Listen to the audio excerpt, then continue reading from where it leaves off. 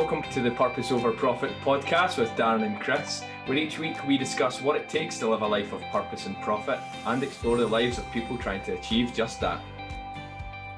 Welcome back to the Purpose Over Profit podcast. Delighted to welcome Calum McLeod with us this week. But of course, I've got my co-host Chris Dowdo as always. How are you doing, Chris? Very well, thank you. I'm looking forward to speaking to Callum and hearing about his luxurious life over in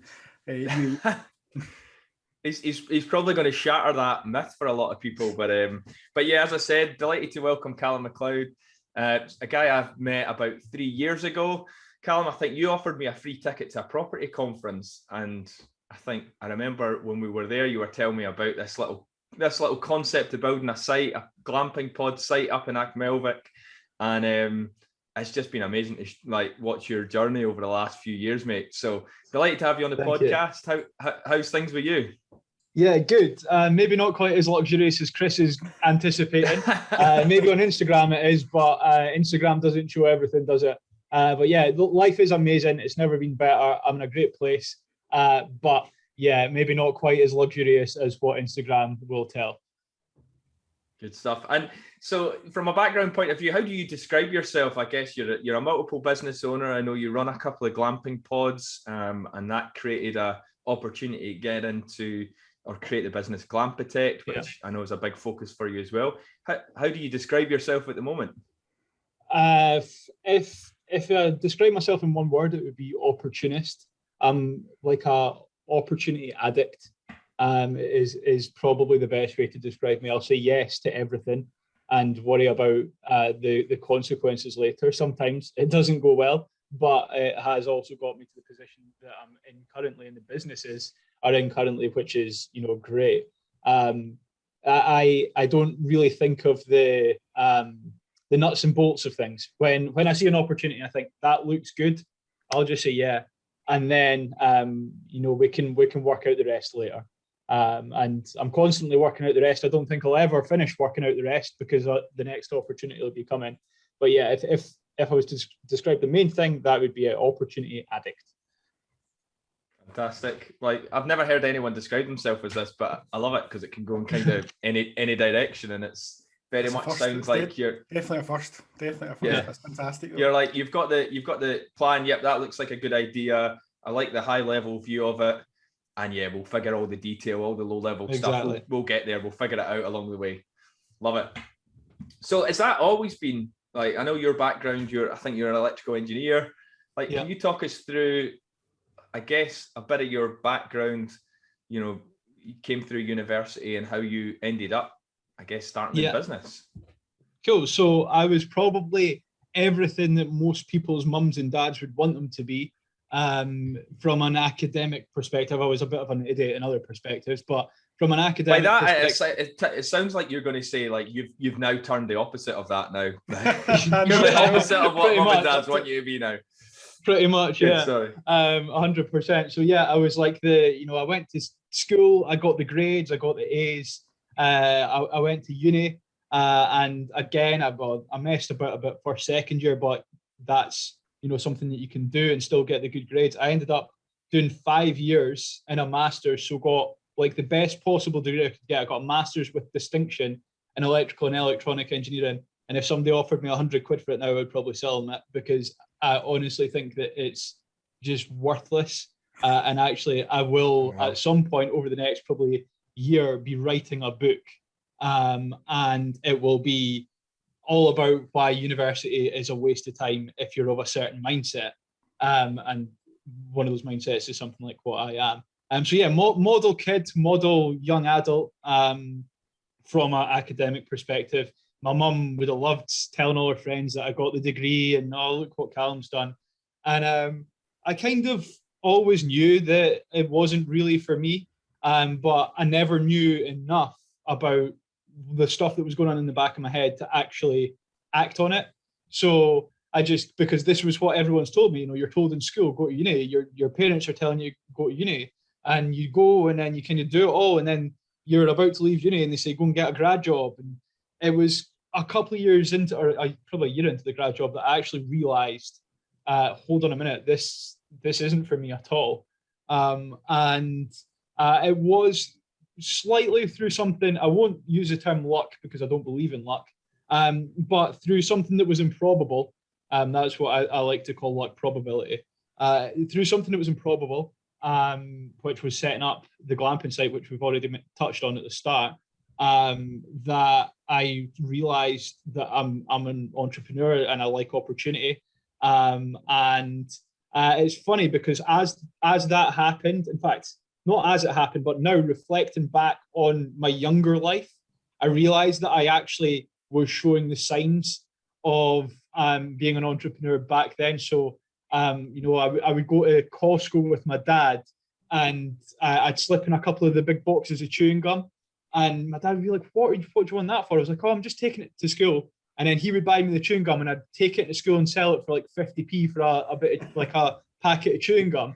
So at the time, like I wouldn't really thought anything of that. But looking back, I'd go, hold on a minute, even at 11, 12, I was an entrepreneur. So it's interesting that actually I've always been like this. Sorry? 100% markup. I love that. Infinite markup, not even 100%. Infinite. Yeah. That's a massive markup. Yeah, that's infinite fantastic. Profit. So yeah, I could do with a few more infinite profit things, but they're quite hard to come by now. But yeah, so that's my kind of younger life. I was completely academic, but weaved in there was definitely bits of entrepreneur that just hadn't been explored properly yet. I would say. So see at some point during that career, I guess, when you're in that job, you're going to be a year in that job, you can probably see your career trajectory already and where you could go, and then that could be you locked in there for pretty much your life, if you like. So yeah, did that in a way scare you to realise that you got this entrepreneurship in you that you need to explore further? Or when was that point you made that decision to start your own kind of glamping site? So firstly, on the trajectory that I was on in that business, hopefully nobody that was in that business listens to this, because looking back now, I think, oh my God, I couldn't think of anything worse. I genuinely could not think of anything worse than being at the level that I would be at now or ever. Because here's the thing, seeing these bigger businesses, and in fact, I say bigger businesses, but I was actually looking at their employee count recently, that bigger business that I was in, and I think we'll overtake it within 2 years in our design business. But in that bigger business, you get promoted and then you wait till somebody can tell you that you're going to get promoted again, and you get promoted again, and then somebody allows you, and eventually you get promoted to director. And I used to think at the time, oh, director, that sounds amazing. But actually, you're still just an employee. As a director of a business where there's multiple directors that you've worked your way up, you're still an employee.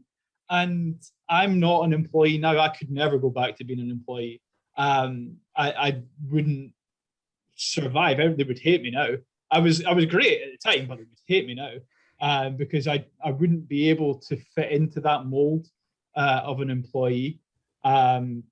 So yeah, the trajectory wasn't great. But how did I get into it? So actually, my dad comes into this again. My mum and dad had some land on the north coast of Scotland, northwest of Scotland, in Achmelvik, like Darren's mentioned. And they bought it years and years and years ago. They bought it 2000 and early 2000s anyway. We've gone on holiday our whole lives. My mum and dad have got a big static caravan. I used to go up all summer. And my dad bought the land to build a house on.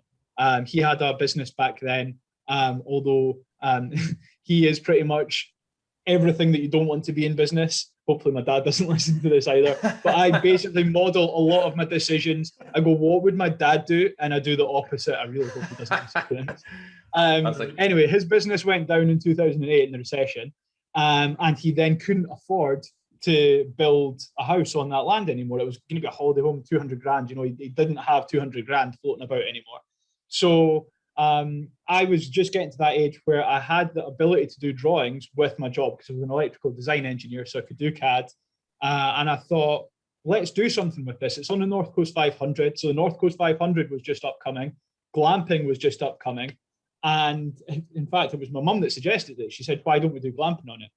So I did all the plans. I did everything, submitted it to the council and kind of thought nothing more of it. Fast forward 3 or 4 months and we got planning approval. And I was like, great. And this comes back to what I said before about being opportunistic and then worrying about how to do it after. I went, great, we've got planning approval. Now I need 150 grand and I have nothing.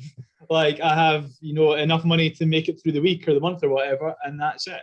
So I kind of left it on the back burner for a little bit because I still wasn't anywhere near as entrepreneurial sound as I am now. And don't get me wrong, I've got so far to go still. But if I got an opportunity like that now, tomorrow I would have the finance in place to make it happen. But back then, I wasn't quite switched on to the opportunity and how easy it can be to get money and all these sorts of things. So left it for a bit. And then it was through actually a bit of an argument with my mum and dad. This is a funny part. I was having an argument with my mum and dad, and we were all saying such ridiculous things. And I recorded it and sent it to my cousins because we always have a laugh about how me and my mum and my dad interact. And I sent it over to my cousins. He's ended up telling his friend about this interaction. And he's going, hold on a minute, Callum's got planning permission for a glamping site in Achmelvik. And my cousin was like, yeah. And they were actually out drunk. So he texted me out drunk it was a Saturday night. I hear you've got an idea of glamping in Achmelvik. I want involved. And I basically replied like, oh yeah, very good. Message me on Monday. And right enough, he messaged me on Monday and said, let's have a chat, come round tomorrow. So I went round to his house tomorrow. I know him. He's like, I'm friends through my cousin. Not best friends or anything like that, but I know him. And he's gone on holiday to Achmelvik for a lot of his life as well. And he basically, there's not much accommodation there. There's like tent sites and stuff like that. But he's older. He's got a kid, or recently got a kid, a wife. And he was still at the point where he was having to go and camp in a tent in Achmelvik. So he basically just wanted to give me some money and always have a spot secured in one of the glamping pods because he realized the quality. But I basically turned up to his house and went, here's the drawings, we've got planning permission. He went, whoa, I didn't realize it was that far. I was like, yeah, we can put a spade in the ground tomorrow. So he was like, right, okay. He was like, I've got this bit of money. It was nowhere near the 150 grand. To be fair, it was, probably 20, 30% of it. So it was a decent chunk. But he just wanted to give me that and then always be able to go almost like a kind of timeshare roundabout thing. And anyway, I was like, well, that's great. We've got, 20, 30%, but we still need the other 70, 80% or this doesn't happen. And anyway, he went away. He then phoned me the next day and he was like, I've got a flat that's unencumbered because he worked offshore in the rig. So he was backwards and forwards to Aberdeen. He had a flat that he had, loads of equity and enough equity to pretty much cover the rest. So we put in an application to get a remortgage, and he got it, and that was pretty much it. Off we went. So that was how the business started, and then how did I become an entrepreneur from that? I realized quite quickly the potential of business versus the potential of being in a company like what we'd spoken about at the start, and it was just so stark to me how different the lifestyles are. And from then on, I kind of jumped at it. Talk me through that period then. So you were where, I guess, you still in your graduate job at this point, or had you moved on? I know you still in your graduate job. You found this land, you found this investor, which sounds great. You put a spade in the ground. Assuming that type of project, I remember you discussing that with me, right? Like before you'd even started, I think. It was before I started, before we put a spade in the ground, But I think you had the finance arranged though. It was like, green light, we're doing this sort of thing. It wasn't like, oh, I might do this. It was definitely, I'm doing it. So talk me through the specifics from then to understanding the benefits of business, like over a career. Because I imagine at that point, there's quite a bit of risk. You've got your cousin's friends investment. Life savings. You don't want to piss away, So that's gone up to a project, and it sounds fantastic as an investor if you've got that emotional attachment to an area. Great, because they kind of get it. But assuming you're then you're needing to get contractors in, you're needing to start actually expanding the actual the build process. Like, talk me through. So therefore, all of that money is kind of quickly getting sunk into that development. way before there's any money getting made. Yeah. So I guess I'm interested to hear you're like, yeah, I understood the business like opportunity soon after that. Was that whilst before you'd even made a penny of revenue in from the glamping site? But yeah, I mean that business has still never paid us. It's still got a lot of money to get through before it pays us. We're growing too quickly with that business to probably ever pay ourselves for the next 5 years. I'd be surprised if we take any money out. But that's actually quite good. Yeah. Oh, well, yeah, absolutely. We're growing a monster. We're growing an absolute monster, but it won't pay us for a while. But yeah, I guess that it was all just so much more exciting and fun than being in work. So I was working Monday to Friday, 9 to 5. In fact, by this point, this was quite sneaky and great actually for me. I got offered a new job, like through LinkedIn. Somebody reached out to me and said, "Do you want to come and join us?" Because I was like, a dream employee for somebody like that. I've had a couple of years in the industry. I'm young, I'm upcoming, and it'd have been a great proposition. So I went and seen them because they were actually really near my house as well, closer to home than my other job. And I basically said, "Look, I'll come, but you need to match my wage and give me a day off a week." So I moved to this new job, worked Monday, Tuesday, had Wednesday off, Thursday, Friday, and that gave me just so much more time to be able to put to this. And I basically realized that Monday, Tuesday, I was just waiting until 4 o'clock so I could get away home. Wednesday, I was getting up, I was going to the David Lloyd, bang on 6 in the morning, going to the gym, going to the pool, steam room, and then I was out back of 7. And I would sit from the back of 7 in the morning until 7 o'clock at night in the David Lloyd every Wednesday. And I would look forward to it so much. And I was thinking, I'm working almost 100% as much on a Wednesday as I am on a Monday, Tuesday, Thursday, Friday. And I'm looking forward to it. And that was when I started to realize, hold on a minute, something's really unbalanced here. I'm looking forward to the thing that would, to most people, sound way worse. And I just realized that business at that point, and I still believe this now, was just a big game. It was just like a big game that you're doing. I used to love the tycoon games and the simulator games, Football Manager, all that sort of stuff when I was younger. In fact, still Football Manager to an extent now, although I'm trying to cut down on it. You just lose days to that, right? Growing things I love. So yeah, I just see business as a game, and I think it always will.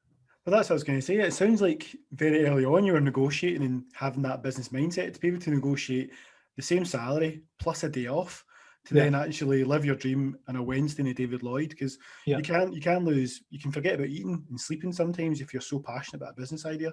And it sounds like on that I have today. I've not eaten today yet. Have you not? No. Well, that happens. So on that Wednesday, it sounds like you've pushed yourself beyond that. So by the first day you're going into your job, you're probably feeling pretty exhausted because you've been up so hyper on the Wednesday doing that work, and then you've got to re-engage yourself. And I guess, was it back the Saturday, Sunday, doing the same again? From the evenings, Saturday, Sundays, I've just spoken about the Wednesday, but yeah, all the time. But because it was like that game, it was fun. It was like, right, I'm away from work now to go and do the thing that I enjoy. Most people's enjoyment is sitting down and watching EastEnders or whatever normal people do. But I was like, let's go and do this fun thing, setting up this business. Yeah, I love that fact that you've done that again at quite an early age. You would have been 27 or something like that. I'm 27 now. You're 20, so it would have been 25. You're asking 23, 24, yeah. 23, 24. You go like match my salary.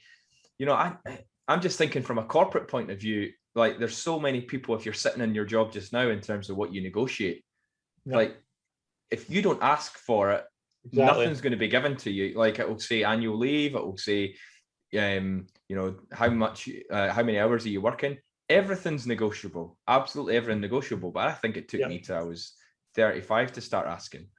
Yeah. And I'd got to a point where I went, the day off to me was better than a pay rise. So I'd say, do you know what? 100%. I'm cool. I don't need that, but give me a day off a week. Yeah.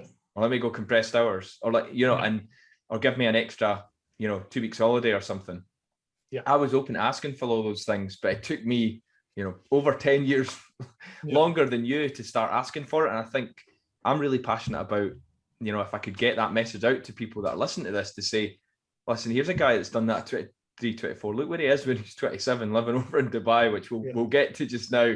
I don't unpack a bit of that, but life is all about, life is a bit of a game. And 100%. talking about it. So if you treat it like a game, you hold it lightly, there's always a chance to kind of get back into the game as well. So there's never a game over unless you die. You can always get back into it. But I just love that confidence. And I wish I would be able to give that to people to say, like, go and just ask for what it is that you want. If someone says no to it, great. But at least you've asked. At least you've asked for it. So no, I absolutely love that. So it was less about seeing the revenue come in. It was more about actually, how do I feel in a Wednesday? It's like, like I'm working, 4 days in my week where I'm waiting to spend the other 1 or 2 or 3 days, and you're like, nah, something's not right here. So talk me then through that transition from recognizing that to saying, right, how do you get to the point where financially you can start to make that move? Yeah. So obviously we've said that business doesn't pay either of us anything just now. It's growing and growing and growing. So I realized that I need to get something that will actually pay us real money into our own bank accounts so that we can start to make that transition. And that came by way of a company now called Glam Protect.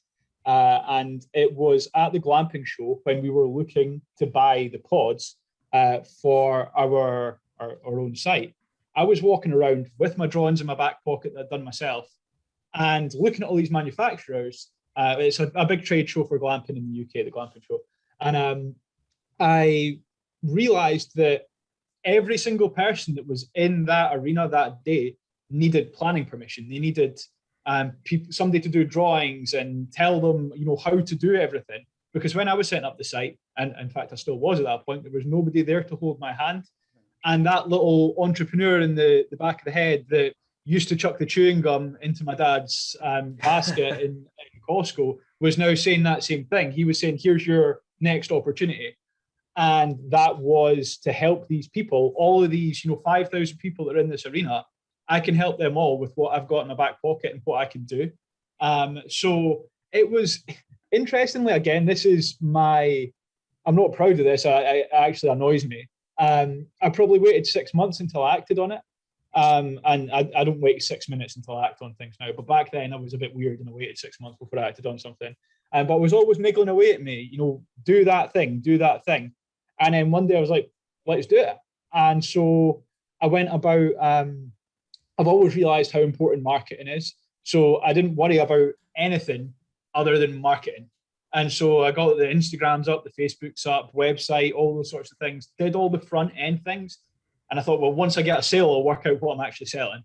And and off I went. So set up the website, did all these things. And fast forward to the glamping show the following year, we set up officially the 31st of August. We'd been working on it a little bit before that for maybe like June, July. And then the glamping show, we hadn't got any sales, but I had a few calls. Glamping show that year, which was in September, we went and we got a couple of sales. And I remember we had a card machine at the show, and the first person that said yes, I was properly shaking, like my hand was shaking, like I was trying to look like I wasn't shaking. And my business partner was with me as well, and he could tell I was shaking, and like we all knew I was shaking. And anyway, they paid us the money on the spot, and off we went. We had our first client, and we get deals like that and much bigger every day now.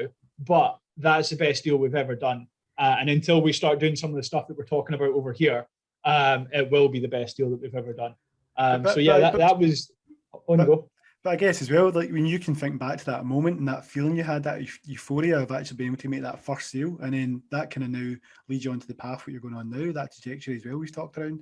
I mean, that feeling, that opportunity, and the fact that because I've seen as well, you're a CAD designer, you're kind of designer as well, so you've got that creative mindset, but you also get the academic mindset as well. Yeah. So by putting them two together, it's a kind of winning solution by the sounds of it. 100%. So yeah, I'm chasing that high. Again, I'm talking about being an addict. I'm talking about chasing highs. But no, I'm chasing that high of that first sale again in Dubai. We're obviously going to speak about Dubai soon. But I know that I will get that high again with some of the stuff that we're talking about over here. And I'm avidly chasing it at the moment. But yeah, so that's how it all came about. We got our first sale and then just went from strength to strength there. We've gone from Well, we got those sales, and I got into work on the Monday because we'd been at the trade show. I got into work on the Monday and said I quit. I literally just was like, right, we've got enough money to pay me. I think there was like enough for me to survive for 2 months. I was like, I'm gone. And this is one thing I really don't have. I don't have that foresight of financial projection. I go, right, we can do this right now. Let's do it. Which is one of my downfalls, and it is something I definitely need to work on now that we have so many mouths to feed and mortgages to pay with our staff. Yeah. That definitely needs to come in. But yeah, I left my job basically after the trade show, and that was it. And so I've been out of a job now for a year and 5 months. And yeah, it was, I realized at some point between setting up the first and second business, that was the route for me. And I've never looked back. We've had some tough times. COVID, obviously, everybody thought the world was going to end. I'm thinking I'm 3 months out of job and everyone's going to die. This is great. A lot of our clients at the time were businesses, and they basically, we can't pay you, the world's ending, so tough. And we couldn't meet our obligations. As this is actually quite a funny one. So we basically realized we cannot pay what we need to pay for anything from basically tomorrow. And that comes back to the financial projection problem that I've got. And I went, okay, I'm going to go in at 4 o'clock tomorrow morning, and I'm not going to leave until I fix this. And so I went in at 4 o'clock the next morning. I looked at every single person that I've got contact details of. I planned out I actually did some of the least likely first to get myself in a flow. And then I did the most likely next, and then worked my way down. And by 11 o'clock, we were fixed. I'd got the sales to basically save us for the next 2 months. And people always think, but what about the bad times? What about when it gets scary? They're my favorite parts. Like, that's like the big boss in the game, the hard bit of this game that we're in. And I love them. And now reflecting on that, how good's that we were struggling, and I decided I'm going to go and fix it, and I did. And yeah, fast forward to today, that's another exciting point in the business setup. Yeah, that's phenomenal. I remember when you went full time. I think from an Instagram point of view, and I remember you posted it quite religiously around your daily routines. Yeah. And a lot of people talk about like lifestyle business and maybe look at you even now over in Dubai doing that. But you were very much like, I'm leaving. You had your whiteboard up. You had your kind of key KPIs that you were going for today. Yeah. So it was like sales leads, feasibility studies, all of that sort of stuff, number of sales. And you were just battering that from, it looked like from morning till night. Yeah. And yeah, when you got into trouble, when something's kind of out with your control has happened to you, you've went, right, how can I fix this within this market? Rather than taking a victim stance and saying, right, kind of what can I do? Yeah. I'll never be able to. No way. Fantastic. So let's fast forward. Let's move on to where we are now then. So COVID, you've went in, you realised revenue point of view domestically, that was an issue, but you've went in there and increased the volume of clients, I guess you were speaking to, the different offerings that you're offering people as well. Where did Dubai come about? How did you land over there? Obviously, I think everyone seems to be over there in the business world over lockdown. Well, me and Chris weren't there, but yeah, I know a lot of people that have been over there. So how did that come about? So we always, in fact, that little voice in the back of my head again. Do Glam Protect Global. Do Glam Protect Global. I barely even knew what Glam Protect Global was at the time, but this voice was telling me to do it. And basically, it's Glam Protect, but everywhere. So I thought, if we can do this in the UK, why can't we do it in America? Why can't we do it in Australia? Why can't we do it in Europe, in the UAE, Middle East? And it was, again, just in the back of my head for a while. And I didn't really act on it because we were growing so quickly in the UK. We went from just me in January of last year, just me and my business partner this time last year. We've now got over 20 staff. So we've grown so quickly. And so I kind of didn't have time to breathe and actually think, what is this voice in my head telling me? And then I thought about it maybe for like half an hour at one point, and I thought, so we're going to do what we do here, but we're going to do it everywhere. And I think that Dubai would be a good place to go. although I did envisage some places closer to home being first, France, Italy, Ireland, all those sorts of places. And then anyway, I needed a break. I was working that hard that burnout, as much as I try and tell myself it's not, is real. And I was actually scrolling through Instagram. Funny we speak about Instagram. So I was scrolling through Instagram and a deal for a hotel in Dubai came up. And it was after a works night out. It was like a Zoom COVID night out. So I think we had like a cocktail making set and we'd all made cocktails. And anyway, I was sitting there, had a few too many drinks. And 5 nights for the price of 7 in 5 JVC, which is a nice hotel in Dubai, came up. I was like, I'll click on it. So clicked on it and ended up booking the flights for like 5 days later or whatever. Perks of being a business owner, you can do that. And like I was going to go take a few days off, work a little bit. And so I came over. This was the 11th of November, so pretty much 6 months ago, just over 6 months ago. And I liked it. And, you know, I did take a very chill time for that first week. And then I got to the end. In fact, got in the taxi, packed my bags, was on the way to the airport. My flight was at 2 a.m. And at 9 o'clock at night, I went to, there's a really nice steak restaurant here. And I was sitting in the restaurant and I was thinking to myself, why am I going home? There's no reason. All I'm going to do is go home and sit in my house and work from home. Why don't I do that here for a couple of weeks? So I looked on booking.com, found a place that was decent, and I'm pretty much booked then for another 2 weeks here. Just before that, video called my business partner and my now head of business operations. I went, guys, you know, is there any reason why I shouldn't do this? And they were like, nah. So added on the 2 weeks and worked from here. And in those 2 weeks, it's one of the best periods of work that I've ever had. And I thought, I'm going to stay here for a bit longer. So I asked the hotel how much for 3 months. And they said whatever the amount is, it was, you know, reasonable. And so I thought, I'm going to book. And at that point, or at some point from then until maybe a month later, the Glam Protect global voice started coming back again and saying, well, why are you just working on the UK when you're here? And the market's so vibrant for glamping here just now, it's starting to rocket. The investment that they're doing in Dubai, throughout the UAE, Saudi Arabia is insane, and various other places around this region. And, you know, at some point over that month, the first month, I thought, let's do some stuff here too. So I am still working on the UK at points, although, well, I'm probably 50-50 UK to here at the moment. And I'm looking to transition more as we go to pretty much fully here and just go into board meetings at home whenever we can. But yeah, so that's how I've come to being here. And it's been quite fortunate, unprobable that it's all happened, but because I don't like saying lucky, but it's been fortunate that the industry is so good here just now. And it's so young, but so fast growing that we're just in a great place to take advantage of that.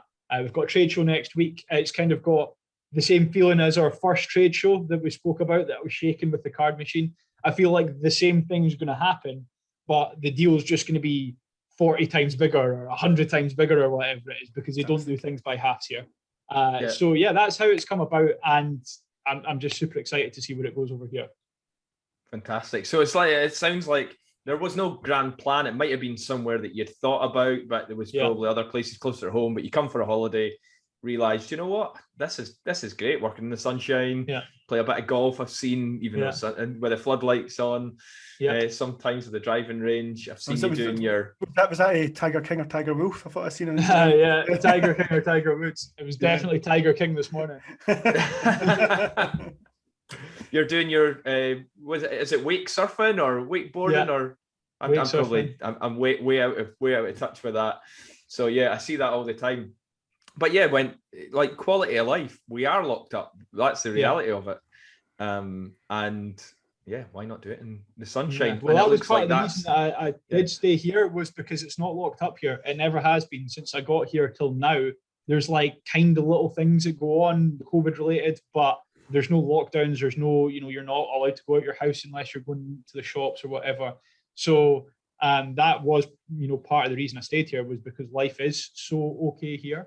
But on that note, obviously you've mentioned the golf, you've mentioned the surfing, and people will watch my Instagram just now. If you only had me on Instagram and you didn't really understand business, you would think he's just gone away to Dubai and he's having a 6-month holiday. Because you would, because I never really post much about business. I'll share, the business stuff that our social media guys do at home, but I don't ever really do anything visibly on Instagram work-wise. But what the people don't see is, so for example, today, I've gone to play golf 6:30 this morning, and snaps of the golf, so it looks like, oh, Callum's just playing golf today. But I've then got away from that. I've gone to the gym, come home, I'm at my desk working by 9 in the morning. I do my work until the UK wakes up at 9 in the morning in the UK, which is 12 o'clock here. I then go into some morning meetings with the guys, setting people up. And then I go back to work, and I'm working till most days here, 7, 8 at night. Earliest, there's Wednesday and Thursday, we've got something called the Glam Protect Academy, which needs to be after work at home. So I get involved in that, and I don't finish till 10 o'clock on that. So for all, Instagram just sees me playing golf this morning. It'll see me wake surfing tomorrow morning or tomorrow afternoon. It doesn't see 360, right? I'm getting the 360, 100%. I'm getting the 360. I'm putting on all the building blocks of failure to get to that success, 100%. So yeah, they only see that, and they just think, oh, he's swanning around, having a good life. He's having his strawberry daiquiris on a Friday evening and stuff like that. But actually, I'm working as hard as I ever have. I'm putting in 12-hour days. It's just that rather than falling down on the sofa at home after the 12-hour days, I'm going and playing golf in the morning before instead. So yes. Instagram sees this different reality to what's actually happening. Don't get me wrong, it's still in there, but I'm working harder than I ever have as well. It's a bit like that iceberg analogy, isn't it? Everyone always just sees what's on top. They don't see all the hard work and anything else underneath. So talk to me about, like, it sounds like you must be busy, like the fact that you've been over there for a holiday primarily, and then you've thought, right, can this work? You're presumably looking at, right, logistically, you're not setting up a site, but presumably you need to set up, from a planning point of view, you need to set up the same networks, the same processes that you would have had in the UK. You would also need to understand from a supplier point of view, what supplier contacts have you got, and what potential sites would be a good investment, bad investment. Again, the exact same credibility from what you bring in the UK over to Dubai. So I guess we probably won't have time to get into all of that, but can you give us an insight into maybe some of the most, like the biggest challenges in terms of like setting up that infrastructure over in a completely different country? Yeah, so it comes back to the game analogy. I'm back at level 1. I've got, not bored because I still love the UK business, but I've got to level whatever in the UK business, and it's now fine to do itself. And I'm back to level 1 here, and I love that. I love level 1 and level 2 and 3 because it's where the biggest leaps happen, the biggest jumps. You go from nothing to having this contact and having that contact. So yeah, that's the most fun bit. Challenges. My only real challenge, and this probably isn't the right answer because there probably is loads of challenges, but I don't view them as challenges. I view them as levels, bits to jump over. The biggest challenge for me is time at the moment. I am still getting drawn quite a lot back into the UK business, and the growth here has definitely stunted a little bit because of that. If I had 40 hours a week or whatever to put to things over here, we would be a bit further on by now. Right. So my biggest challenge is getting that time from the UK. But as for setting things up, firstly, I've done it all before, so it's just copying and pasting everything that I've done at home already. And secondly, I've got the name now. We are the UK's leading glamping site designers. We are the people that do the highest volume in setting up glamping sites in the UK. In fact, we're the only specialists that do everything that we do. Well, that's what I was going to say, actually, Callum, because I've seen that you obviously have that portfolio and that credentials as well, and I've seen you do like glamping awards for yourself as well, which is fantastic. So having that portfolio in your back pocket gives you the confidence, I guess, to go into these meetings to say, like, this isn't our first venture. So then it could be UAE, it could be America, it could be wherever you want next. Yeah. So for all, we're starting at square one. We've kind of got that little cheating combination of all the stuff that we've done at home to go, actually, this is what we do in the UK. We have that whole team behind us to assist. And because of that, it does definitely give us a good springboard up. And the fact that I've already done it all before, from a much tougher standpoint. You know, I've set it up when nothing existed and I had to carve all this out. I've now carved it all out to a degree, so I just need to demonstrate that here. There, logistically, you know, we're looking at potentially bringing units over from the UK to here. So that brings its own logistical problems, but, you know, problems are there to be solved, and I'll definitely do that as we go. Yeah, and coming back to how you said you started originally, you started the business, right? I'm going to get the Instagram, I'm going to get the website set up, and then like if someone's asked for something that maybe don't know, I'm going to go and figure it out. I'm going to like make sure that falls into play. But conceptually, you just had confidence. You were bullish enough to say, I can make this. You could back yourself to say, I'll make this work. And like you say, your starting point is further forward than where you were last time. So therefore, you've got more. You can bring that confidence into it. So where would this is probably off topic, but curiosity, I guess, in Dubai, where's the market in Dubai for anyone, I guess, that's familiar? I've been there a few times. Where are you looking at recording? People will be familiar like with the Palm and maybe the Old Town and Sheikh Zayed Road and where would be people be looking for glamping sites, I guess, in Dubai? Yeah, so the best place, I actually, you know, something that you mentioned, you said, well, you'll obviously not be setting up your own site. I will be. We do plan on doing that because why not? You know, that was one of the benefits of the UK site that we had when we were setting up other people's site, is we can say we've done it for ourselves. Look at this, and they go, great, we'll sign up. So we will be planning our own site, and for that site, I'd like it to be as close to Dubai as reasonably possible. It's not going to be on the Palm. It's not going to be on Sheikh Zayed Road, obviously. That would have logistical issues of itself. But it'll be somewhere, you know, maybe 30 minutes drive from Dubai on good roads, so that you can come, you can go glamping, and you can drive into Dubai and still have your Dubai holiday. Or on the flip side, because this is absolutely massive in Dubai, is staycations. So people can come out. It's only a half an hour drive down the road. Thursday night, they get themselves down the road and they stay over the weekend, Friday, Saturday, and back home for Sunday for work. So yeah, that's kind of roughly what I'm thinking for our own site. But as for the other sites, a lot of the other Emirates are where people go for staycations. So Ras Al Khaimah, I think I've pronounced that right, Fujairah, Sharjah, all these places that are a 30-minute hour drive away from Dubai. And people will go to and stay. In fact, recently, just a couple of days ago, it was announced that, where was it? Ras Al Khaimah are investing 500 million dirhams, which is 100 million pounds, in eco resorts, which is what they call glamping over here. So it is such a growth thing. And, you know, Ras Al Khaimah is talking about doing 10 sites that are all, you know, well, an average of 10 million pounds each in the region. So that in itself is enough to sustain us for a long time. Out with the UAE, Saudi Arabia is absolutely booming, not just from glamping, but everything. I think that Saudi Arabia will be the next Dubai. You know how 10 years ago people would have gone, what, you're going to go to Dubai, but it's in the Middle East and it's scary and all these things. Whereas now everybody comes. I think that we're in the same position now with Saudi Arabia that we were with Dubai 10 years ago. The growth that's going on there is absolutely insane. And I'm going to be riding on that wave with glamping sites as they're doing it. Fantastic. Absolutely I love your honesty and just integrity you've spoken around, even from the days where you basically put chewing gum into your dad's shopping bag at Costco to the kind of it's packets of chewing gum as well. Every time I hear that, I'm like, just like think you're just been chewing. Chucking it away. And just the honesty around how you even started the glamping business, even up to right till the date now, even when people see the Instagram feed, all they see is this kind of lifestyle, but actually what they don't see is that you're there at 7 or 6:30 in the morning playing the golf, but then you're back at your computer working away till late hours with the academy as well. So putting that stuff back as well. But people don't see that, and people don't want to appreciate that, but it's the hard work and dedication that you put in. It's that Champions League final, if you like, in the Football Manager that you get to and you win it, and that's you.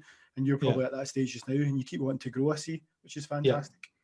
That's it's all the stuff that people don't see. Something I love from, in fact, you talk about football, that Lionel Messi says, everyone called him an overnight success when he played his first game. And he said, it's taken me 16 years and 350 days or whatever it is.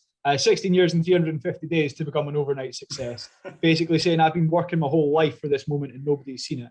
And it's the exact same as where I am. You know, people see the Instagram and they think, oh, I'd love to do that. But none of them would love to do my alarm was 5:30 this morning. I got up, I read a book on negotiation, and I went and played golf. Nobody wants to do that. They want the results, but they don't want the work. Yeah. And there's probably one thing that's came up like throughout this podcast, I guess, is just the sheer optimism you've got, and which is bred confidence in yourself. I'm not even sure it was confidence, it was optimism. Like, it'd be good to hear like whether you agree with that. But I think when you first started, it was like, this could work, rather than thinking of all the ways it couldn't work. And I think coming from a positive mindset, well, then you're dragging your confidence and dragging your ability and capability to that level, and figuring out everything else across the way. It's like such a fantastic mindset to have, because from that point, things can happen. From a negative mindset, you can only ever contract, but from a positive, you can expand, you can grow, you can try new things. You effectively just stand still without that positive mindset. So, well, I guess, do you agree with that? Do you agree? Did you think 100%? Yeah, I didn't know at the time it would happen, but as you say, you know, the optimism pulled me through. My optimism was nowhere near what it is now back then, like most of the things that I've got just now, but it was clearly there, because I remember people would tell me all the time, and in fact, it comes back to what I said at the start, that my mum and dad were like, oh, this path's amazing, you know, career and all these sorts of things. My mum told me 100 different reasons why that glamping site won't work. And then it happened. You know, the amount of people that told me that won't work. And in fact, this is a funny one. I've never told anyone this before. I speak obviously about what I do. And whenever anyone says, oh, what do you do out here? They're always shocked when I say, oh, I own glamping sites and I do this and I do that. And I've got a list of people. So I speak about it, and they'll always say, oh, you can't do a glamping site in Dubai. You can't do a glamping site in UAE. I've got a list of every single person that's ever told me that I can't do that. And when we open that glamping site, I'm going to have a big plaque on the wall with all of their, some of them aren't even names. Some of them, it's like the guy that I met in that pub. And I'm going to have all of their names on the wall of that glamping site to show that you absolutely can do these things that people tell you can't. Sometimes I do wonder if I'm a bit crazy with this optimism, because it is now so strong that I believe that I could do absolutely anything if I put my mind to it. And I genuinely do believe that. And it kind of worries me sometimes, you know, what if I get myself in a pickle from it? But at the same time, you know, I just think that whatever pickle I do get myself into, I'll get myself out of, because I'm so confident in my ability to be able to fix things. So yeah, you're 100% right. The optimism was there back then, and it's here now, just tenfold bigger. And what a great motivational tool to have as well, that visualization of this list, having a plaque up on your wall to kind of push you on every morning to kind of get these deals and be at the show. And is the show really soon in Dubai? The show's a week today. A week today. So knowing you've got that feeling, your hand shaking, getting 40 times more what it was before, it's just such a great motivational tool. Yeah, 100%. I'm buzzing for it. I mean, we set our annual sales targets at the start of this year, and I looked at them and I thought they were crazy. And there is the potential at this show, because I didn't know about Dubai at the time when I set them, there's the potential at this show to do one deal that obliterates our entire annual sales target for the UK business. And I believe that I'll get it. And I remember looking at that number at the time at the start of the year and thinking, there's no way in hell you'll ever make that. But the little optimist tell me I will. And we could do it in one sale now, which is mind-blowing, absolutely mind-blowing. Yeah. And I was thinking when you're talking about that, and just to scale things that people do things in Dubai, that like you might even need to change your name, because Glam Protect, does that cut it enough? Is glam a big enough word for Dubai? It's like they go big on these things, you know. 100%. Yeah, you're right. But they call them eco resorts here. You're actually bang on. They don't call it glamping; they call it eco resorts. So that is a bit of a predicament. Do we take ourselves away from the brand and go conform to this eco resorts, or do we stick with the brand and maybe give ourselves the issues that you're alluding to there? Yeah. I mean, I say it like, I guess, tongue in cheek, knowing I guess some of the stuff that I've seen you going and touring and seeing what kind of stuff is out there in the market just now. These things looking like absolutely incredible. They're just some of them are insane now, absolutely insane. And I think from a brand point of view, if you own that name and you can make that name a kind of global brand, then it just strengthens it. It doesn't matter. It can become like you're going to Google it, you're going to Glam Protect it, so there could be anything going in the future. So Exactly. there's so much opportunity there.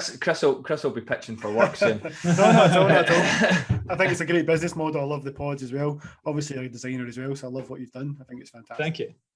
Well, listen, I know you've got another meeting you're heading straight off to, and it's great to get a bit of your time.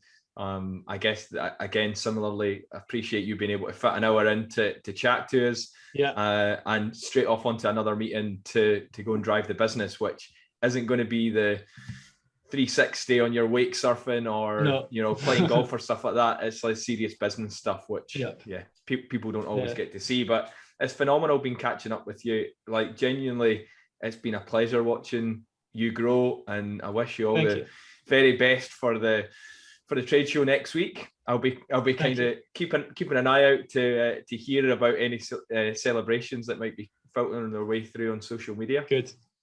Buzzing. Thank you for having me. It's been great, and as you say, I did fit in the time, but you got me long enough in advance. You booked it in, I think, 2 weeks ago, and that meant there was space in the calendar. If you tried to book me in last week for this week, you wouldn't have a chance because I'm back. Yeah, or maybe after the trade show, right? So I'm glad we've got in. Just before you go, how can people reach you? So it's at Glam Protect, I think, is your Instagram handle, or correct me. So the business is at Glam Protect, GLAMPITECT,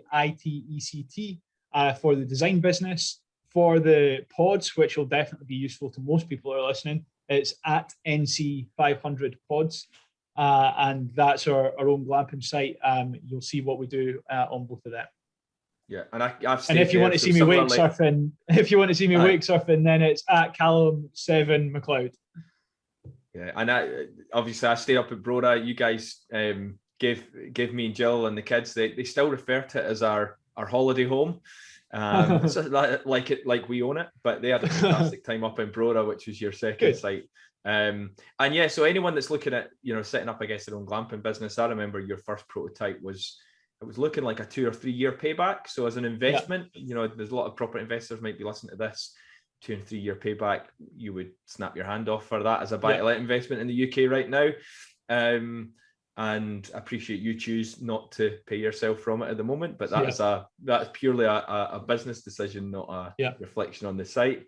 Anyone wants to check you out from that side of things, or even just get a break over the summer, I'm sure over on the North Coast 500, 100%. You've got one in Melvick, one in Broda, and I can recommend both. Great. Well, if they want to stay in Melvick, it might be November until they can get a spot. Broda's got some space. Yeah. It was lovely meeting you, Callum, and good luck tomorrow with wakeboarding as well. Great, thank you. Thanks for having me. As always, thank you so much for listening to the Pop Pod this week. If you'd like to leave a review or share the podcast with others, then that'd be awesome. You'll find us on Instagram at the Pop Pod, and on Facebook we have a community group called Purpose to Progress that anyone can join. And we'll be back every Monday with a new episode, but until then, stay on purpose, and we'll see you next week.